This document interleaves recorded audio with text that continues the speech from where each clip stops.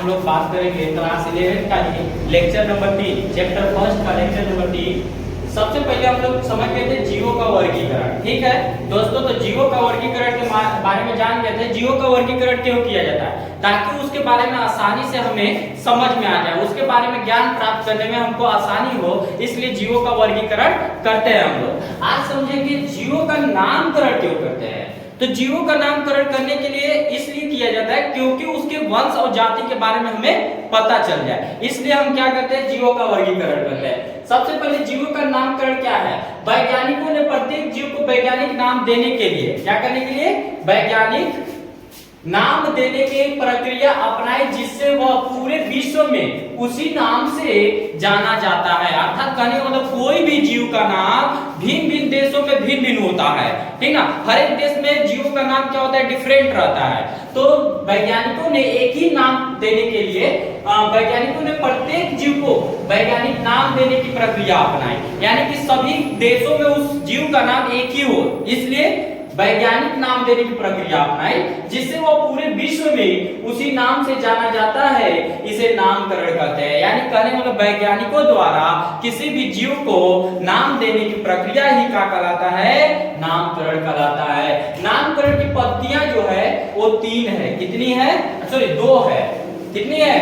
2 है। एक द्विनाम पद्धति और एक त्रिनाम पद्धति, या द्विपद नाम पद्धति बोलते हैं, त्रिपद नाम पद्धति बोलते हैं, ठीक ना। तो ध्यान दीजिएगा, तो द्विनाम पद्धति क्या है, त्रिनाम पद्धति क्या है, इसके बारे में सबसे पहले बात करेंगे। आज हम लोग सिर्फ द्विनाम पद्धति के बारे में जानेंगे, ठीक है। तो समझते हैं द्विनाम पद्धति क्या है। द्विनाम पद्धति, इस पद्धति का प्रतिपादन कौन किया था? कैरोलस लिनियस ने। कौन किया था? कैरोलस लिनियस नामक वैज्ञानिक ने सन 1753 ईस्वी में किया था। द्विनाम पद्धति का प्रतिपादन क्या कौन किया था? कैरोलस लिनियस नामक वैज्ञानिक ने सन 1753 ईस्वी में किया था। लिनियस स्वीडन के वनस्पति विज्ञान थे, यानी कहने का मतलब वो जो थे लिनियस, कैरोलस लिनियस, वो स्वीडन देश के वनस्पति वैज्ञानिक थे, ठीक ना। अब बात करते हैं इनका मूल नाम क्या था? कार्ल वन लीन था। क्या था? कार्ल, देखिए यहाँ पे लिखा हुआ है कार्ल वान लीन था, ठीक ना। इनकी मुख्य पुस्तकें कौन कौन है? सिस्टेमा नेचुरी, ठीक, तथा स्पीसीज प्लांटेरम, ठीक ना। 2 पुस्तक का नाम है। पहला का नाम क्या है? सिस्टेमा नेचुरी और स्पीसीज प्लांटेरम, ठीक ना।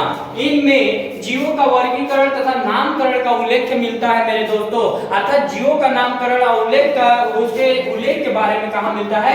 इन 2 पुस्तकों में मिलता है। वास्तव में द्विनाम पद्धति का प्रतिपादन स्विस वनस्पति शास्त्री, कौन? स्विस देश के जो वनस्पति शास्त्री थे गेस्पार्ड वाहिन ने किया था। कौन किया था? वास्तव में, बाकी इनका नाम उतना नहीं लिया जाता है, कैरोलस लिनियस का नाम लिया जाता है, जबकि वास्तव में गेस्पार्ड वाहिन ने किया था, ठीक ना। अब देखो इस पद्धति के अनुसार किसी जीव का नामकरण अर्थात वैज्ञानिक नाम 2 क्या चीज, देखो द्विनाम पद्धति नाम है तो 2 नाम रहेगा। कितने नाम रहेंगे? 2।